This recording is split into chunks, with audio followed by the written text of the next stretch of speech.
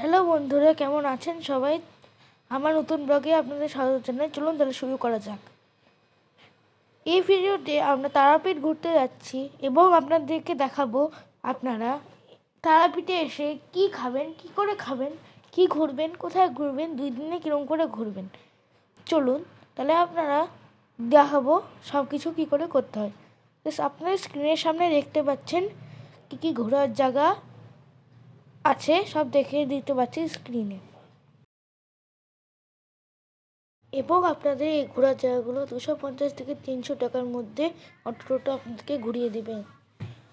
চলুন এই ভিডিওটা আপনাদেরকে দেখাই আমার কি এক্সপিরিয়েন্স হয়েছে এই তারাপীঠে, আর আপনারা কি এখানে ঘুরতে পারবেন, কি ট্রেনে আসবেন, কোথায় আসবেন, কি খাবেন, সব বলে দিব এই ভিডিওতে। চলুন শুরু করা যাক। তো ডে 1 আমাদের শুরু হয়েছিল 17 তারিখে ডিসেম্বরের 2025-এর। আমরা এমজিপি স্টেশন থেকে শুরু করেছিলাম কাঞ্চনজঙ্ঘা এক্সপ্রেস ট্রেনে যেতেই সেদিন প্ল্যাটফর্ম নম্বর 1-এ চলে এসেছিল। জার্নিটি আমরা উপভোগ করতে করতে প্ল্যাটফর্ম নম্বর 1-এর থেকে আমাদের ট্রেন ছেড়ে দিল।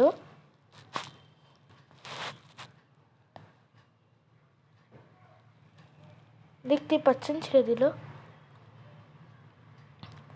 তারপর আমরা কাঞ্চনজঙ্ঘার ভিউ দেখে নিলাম ট্রেনে যেতে যেতে, কাঞ্চনজঙ্ঘা এক্সপ্রেসে বসে। তারপর আমরা দেখে নিলাম ফারাক্কা ব্রিজ, তার সাথে ফারাক্কার গঙ্গা নদী, যেটি সমুদ্রের মতন একদম। এরকম করতে করতে আমরা পৌঁছে গেলাম রামপুরহাট। আর এখানে নেমে আপনারা দেখতে পারবেন অনেক অটো দাঁড়িয়ে আছে। এই অটোগুলোকে আপনারা বললে আপনাদেরকে 250 টাকায় আপনাদেরকে তারাপীঠ নিয়ে চলে যাবে রামপুরহাটের থেকে। কেননা বেশিরভাগ ট্রেনেই রামপুরহাটেই থামে। অটো করে আপনারা যেতে যেতে অনেক কিছু দেখতে পারবেন, এরকম গ্রাম্য পরিবেশ। আর যেতে যেতে আমরা পৌঁছে গেলাম তারাপীঠের এন্ট্রি গেট। সবাই বলুন জয় মা তারা বলে আমরা ঢুকে পড়লাম তারাপীঠে। ধীরে ধীরে মনটা খুশি হচ্ছিল। অটো আপনাদেরকে একটা স্ট্যান্ডে নামিয়ে দিবে, অটো স্ট্যান্ড, যেখানে তারাপীঠে পৌঁছে এখানে আপনারা দেখতে পারবেন অনেক কিছুই। ওখান থেকে আপনাদেরকে হোটেল খুঁজে আপনার যে হোটেলে পছন্দ সেই হোটেলে থাকতে হবে। এবং আমরা ছিলাম হোটেল সোমনাথে। খুঁজে আমরা ভালো হোটেল পেয়েছিলাম, আগে বুক করিনি, কিন্তু খুঁজে আমরা হোটেল সোমনাথ পেয়েছিলাম, যেটি আমি আগের বারও দেখেছিলাম। এই হোটেলে আমি ছিলাম, এই হোটেলে, কিন্তু আমার এই হোটেলটাই ভালো লেগেছে। আপনারাও এই হোটেল থাকতে পারেন। সবার 1000 করে লাগে এই হোটেলে। আমরা ছিলাম 3 জন এবং আমাদের 3 জনে 1000 করে রেখেছে, টোটাল 3000। এবং হোটেলে ঢুকেই আমরা বাঁদিকে হেঁটে আমরা চলে আসলাম আমাদের রুমে। Room number 206। রুমটা খুবই সুন্দর, বলার মতন না, সত্যিই খুব সুন্দর। 206 রুম নাম্বার। ঢুকেই আমি দেখলাম একটা ভালো জিনিস, যে এখানে কোনো হোটেলে আমরা দেখতে পাই না যে টিভি চলে, কিন্তু এই হোটেলটা আমি দেখছি টিভি চলে, খুব সুন্দর। তো আপনাদেরকে রুমগুলো দেখিয়ে দিই কেমন কেমন, তো ভালো রুম, কেমন রুম। এখানে ঢুকেই আমরা একটা টিভি দেখব এবং খুলেই আমরা দেখতে পারবো একটা বারান্দা, সুন্দর বারান্দা আছে, যেখান থেকে আমরা পুরো তারাপীঠের ভিউ দেখতে পারবো। আমরা এখানে দেখতে পাচ্ছি একটা লোক যাচ্ছে, তো এখানে এতই সানলাইট, খুব কড়া রৌদ্র ছিল সেদিন, তাই জন্য ডিসেম্বর মনেই হচ্ছিল না, কিন্তু দেখাতে পারলাম না তো ভালো করে। কিন্তু আপনারা কিন্তু থাকলে বারান্দার দিকটাই নেবেন, কেননা ভালো লাগবে দেখতে।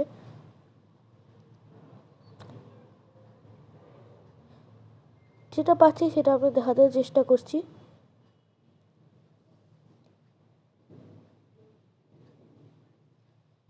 এরপরে বারান্দা দেখানোর পর একটু আগে গিয়েই দরজার সামনে যেটা আছে রুম, ঢুকেই কিন্তু সামনের দিকেই আছে বাথরুম। এই যে ঢুকলাম, ঢুকেই সামনের দিকে আছে বাথরুম। বাথরুমটা অনেক বড়, ওইখানে একটা কল আছে, সুন্দর আয়না আছে, শাওয়ার আছে, হ্যান্ড শাওয়ার আছে, রাখার জিনিস আছে, একটা কমোড আছে, বালতি তার সাথে। এটাই হচ্ছে আমাদের সুন্দর রুম। এখানে একটা বেড আছে খালি। আর সন্ধ্যাবেলা আমরা হাঁটা শুরু করে দিলাম তারাপীঠে মন্দির দেখার উদ্দেশ্যে। আমরা সেদিন বিকেলে এসেছিলাম। তো আমরা প্রথমে এমনি তারাপীঠটা অনেকদিন পর দেখবো বলে আমরা গেট নাম্বার 2 দিয়ে আগানো শুরু করলাম।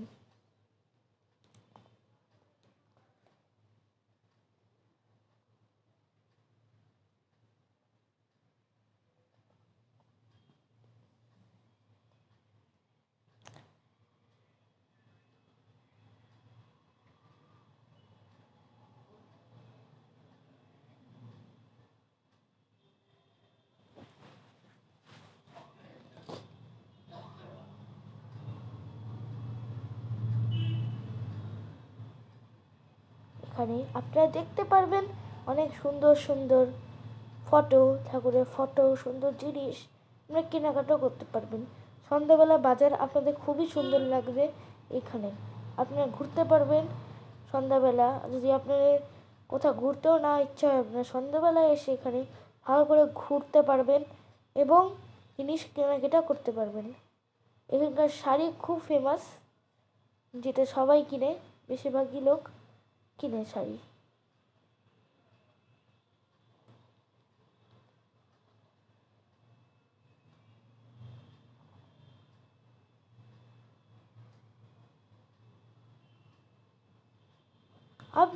আপনারা সন্ধ্যাবেলা ঢুকতে পারেন মন্দিরে। যদি আপনাদের ইচ্ছা হয় তাহলে আপনারা সন্ধ্যাবেলা মন্দিরে ঢুকতে পারেন। আমার তো ভালো লাগে গেট 2 দিয়েই ঢুকতে, কেননা গেট 2তে ফ্রি সুবিধা হয় হোটেল থেকে যাওয়ার। গেট 2 আজকে আমরা খালি এমনি হোটেলটা দেখব এবং মন্দিরটা একটু উপভোগ করব। তো মন্দিরের ভিতরটা একটু বাইরে থেকে দেখাই আপনাদেরকে।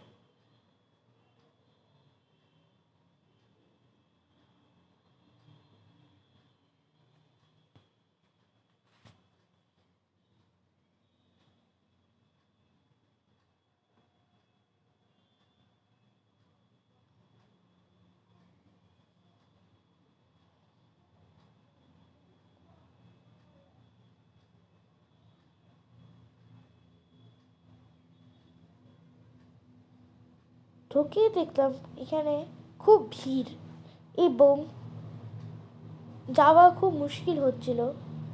আর আমি একটা জিনিস লক্ষ্য করলাম, এখানে মোবাইলে ভিডিও করা অ্যালাউ নেই যদি আপনারা ভিতরে পূজা দেন। তো আপনার কষ্ট করে আমি আপনাকে যতটাই দেখাতে পারলাম, মনে হয় পারলাম না, কেন খুব ভিড় ছিল। ঠাকুরের প্রতিমা যদি দেখাতে পারলাম তো দেখালাম। আপনি কতটা দেখতে পারলেন?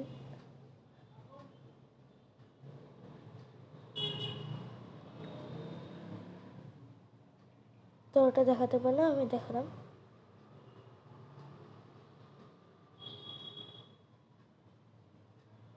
তারপর আলাদা আলাদা আশেপাশে মন্দির আছে।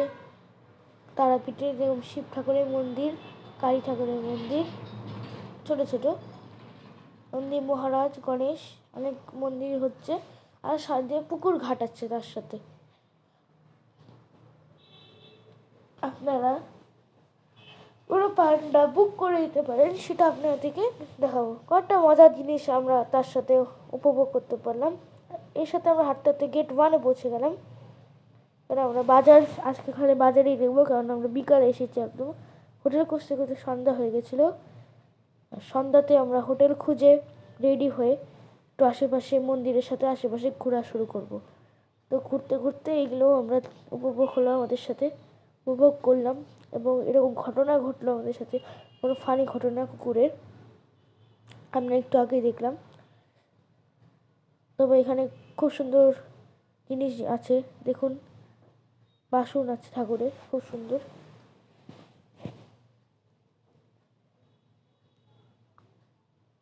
দেখে অবাক হয়ে গেছি, এত সুন্দর কোনোদিনও উপভোগ করিনি।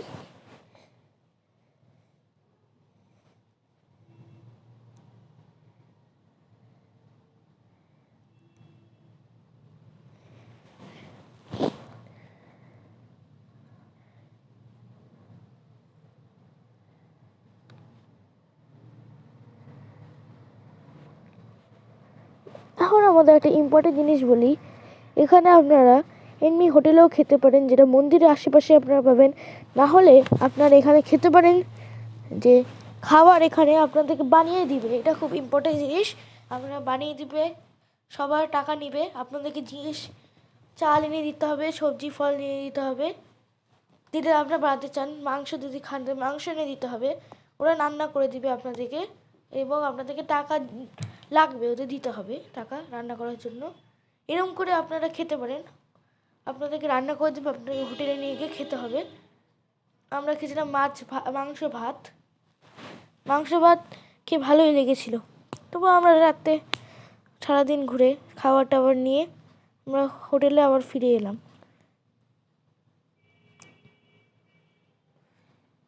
পরের দিনটা মনে ভালোই হবে কামনা করে আমরা ঘুমিয়ে পড়লাম। সকালে উঠেই ভালো কুয়াশা দেখলাম, মনটা শান্তি হয়ে গেল। এবার আমরা প্ল্যান করিনি কোথাও ঘোরার, কিন্তু আমি ভিডিওর প্রথমেই আপনাদেরকে দেখিয়ে দিয়েছি কি আপনারা ঘুরতে পারেন, কত টাকা লাগবে ঘুরতে। তারপর আমরা হোটেল থেকে নিচে নেমে লোককে ডেকে ঘুম থেকে আমরা ঠাকুরের পূজা দেওয়ার উদ্দেশ্যে রওনা হলাম তারামার মন্দিরে। এটা যদি নাও ঘুরেন, আপনাদেরকে তো এখানে যেতেই হবে, যদি নাও ঘুরেন। তারপর আমরা হোটেল থেকে বের হয়ে হাঁটা শুরু করলাম মন্দিরের উদ্দেশ্যে। সকালে খুব কুয়াশা, দেখতে পাচ্ছেন লাইটগুলো ঠিক মতো দেখা যাচ্ছে না।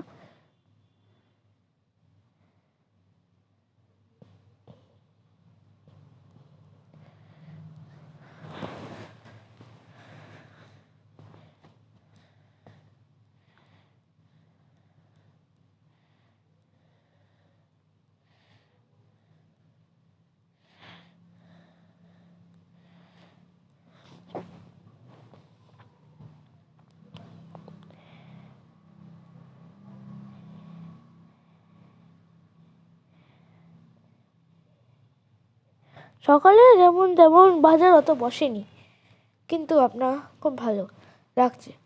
এসে আপনারা এখানে দেখবেন কয়েকটা অনেক দোকান বসেছে, আপনাদেরকে ডাকবে, আপনার যেটা ইচ্ছা আপনারা যেতে পারবেন। এখানে অনেক পান্ডা পাবেন, আপনারা পান্ডাদেরকে নিতে পারবেন, নিয়ে আপনারা ঠাকুরের পূজা দেওয়ার জন্য জিনিস নিতে পারবেন, নিয়ে জুতো খুলে আপনারা যেতে পারবেন। আমরা গেট 2 দিয়ে যেরকম কালকে ঢুকেছিলাম, আজকেও সেম ঢুকলাম। এইখানে ফটো অ্যালাউ নেই, ভিডিও অ্যালাউ নেই, খালি বাইরেটাই আপনাদেরকে দেখাতে পারবো আমি, তো ভিতরে প্রতিমা দেখাতে পারবো না, আমি মন্দিরটা ভিতরে দেখাতে পারবো না। ততটা বাইরে দেখাতে পাচ্ছি ততটা আপনাদেরকে দেখিয়ে দিচ্ছি। এরকম আপনারা দেখতে পারবেন ঢুকেই গেট নাম্বার 2 দিয়ে। বেশি সুবিধা হয় গেট নাম্বার 2 দিয়েই ঢুকলে।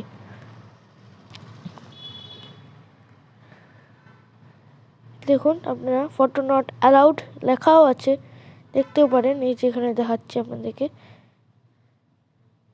এরকম আপনাদেরকে বেড়া লাগিয়ে দিবে, এখান দিয়ে আপনাদেরকে ঢুকে যেতে হবে, এবং আপনাদেরকে একটা টোকেন দিবে, ওখানে আপনাদের মোবাইল রেখে দিতে হবে। দেখুন মোবাইল নট অ্যালাউড লেখা আছে, এই দেখুন এখানে রেখে দিতে হবে। এটুকুই আপনাদেরকে দেখাতে পারলাম এখন, দেখুন এটুকুই দেখাতে পারলাম। তারপর আমরা মন্দিরে ভালো করে পূজা দিলাম, পূজাটা খুব ভালোই হলো। আমরা 5টার সময় দেওয়া হয়েছিল, 6টার সময় শেষ হয়ে গেছে পূজা দেওয়া। প্রায় 1 ঘন্টা আমাদের লাগলো পূজা দিতে, এবং বাইরের দৃশ্যটা এসে খুব সুন্দর লাগলো, বলার মতন না। যেটুকু আপনাদের সাথে শেয়ার করতে পারছি সেটুকুই দেখাচ্ছি।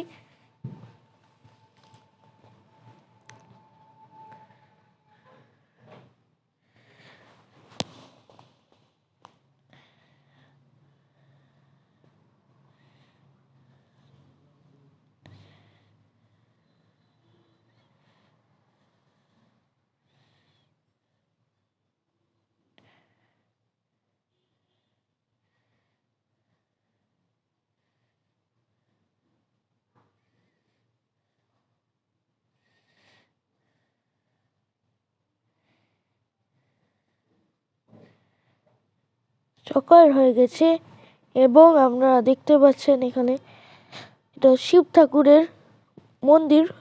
বলছিলাম কালকে মন্দিরের চারপাশে অনেক মন্দির আছে, শিব ঠাকুরের মন্দির। এই মন্দিরেও সবাই পুজো দিচ্ছে এবং তাদের উইশ এই নন্দী মহারাজকে বলছে। দেখুন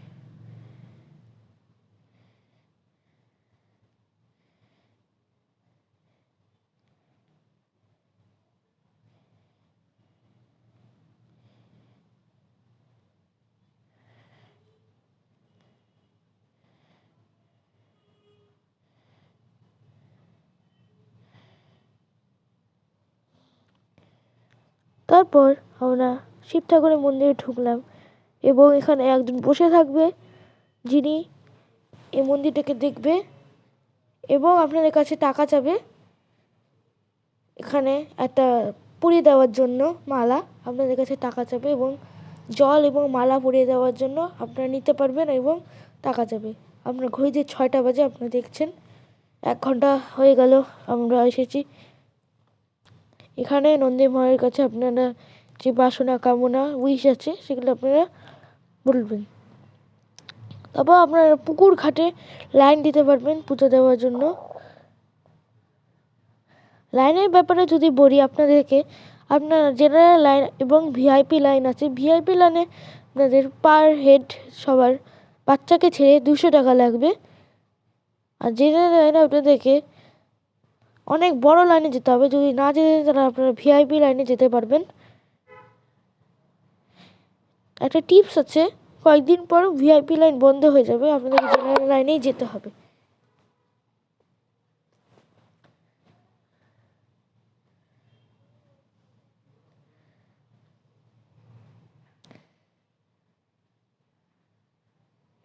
আরও মন্দির আছে কয়েকটা, আপনারা দেখছেন আমাখ্যাপা মন্দির, শিব ঠাকুরের মন্দির, তারা মায়ের মন্দির।